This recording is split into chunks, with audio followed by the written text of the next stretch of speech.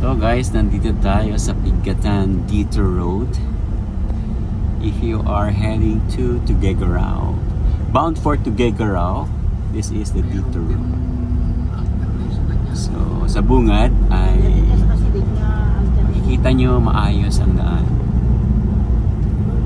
Ayan. Medyo mabagal ang usad ng mga sasakyan.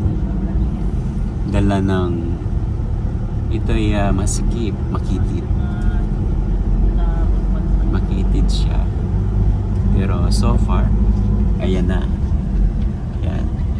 Lalong pa narrow sasakyan.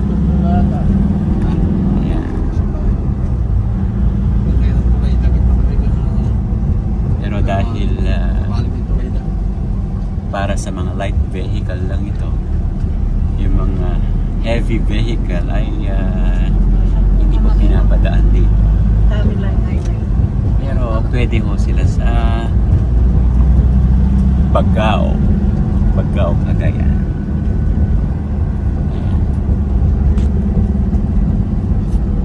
So watch the full video.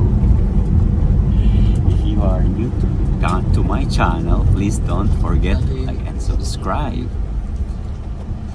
Ayan. So medyo mabagal na dahil yung concrete road ay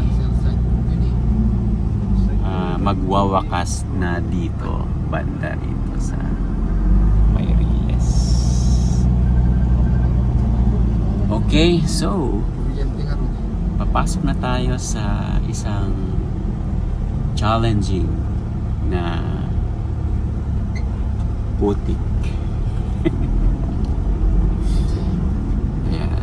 So kung makikita nyo, wala siyang actually bato. May mga bato pero parang mas matimbang yung putik. Medyo ayan, kung makikita nyo yung kalsada ay linak. Hey! Nay, ito yan, dapo digid sa ikuan eh. Oh, wavy. Ayan. So, ang tanong dyan, hanggang kailan ito? Kung matatagalan ang paggawa ng bridge, ay ganun din siguro katagal ng mga haharaping pagsubok ng mga motorista. Pagsubok sa dam ito. Na taon lamang na hindi umuulan, kaya maganda ang kalsada. Pero pag umulan, ako, good na. Aray ko. Ayan, ganun pa man, may mga portion na mga sementado. Pero mostly, ayan, malalaman natin, guys. So, watch the full video. Lalo na yung mga bumabiyahe pa north para makita nyo yung karaniwang sitwasyon ng ating kalsada. Ayan na. Oh. Ayan. So, ayan. Oh. Yan o, pagka ano yan, basa yan pag umuulan. So, ihanda niya yung mga sarili sa napaka-challenging journey. Trip, ayan o. Oh, ayan. Ayan. Medyo mabagal. So, madulas kasi guys, lalo pag umulan. Tingnan nyo naman, konting ano lang, basa pa rin siya. Ayan. Ito, mamasa-masa na siya. Parang gabi nyo lang, masa-masa. Ano nga tayo laing kita ng ito? Dito yung kalsada. Full coverage of Pigatan Dito Road. Pero kung ayaw nyo namang maranasan itong shaky and bumpy slippery road, pwede kayong dumaan sa Bagao. It's just about 3 hours added to your journey.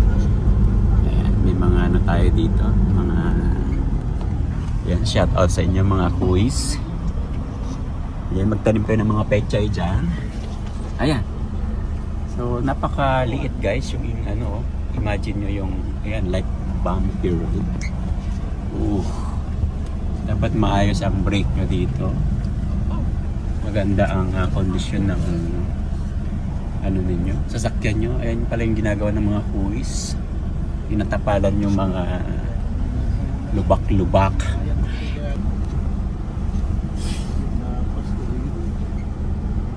So, ito na nga.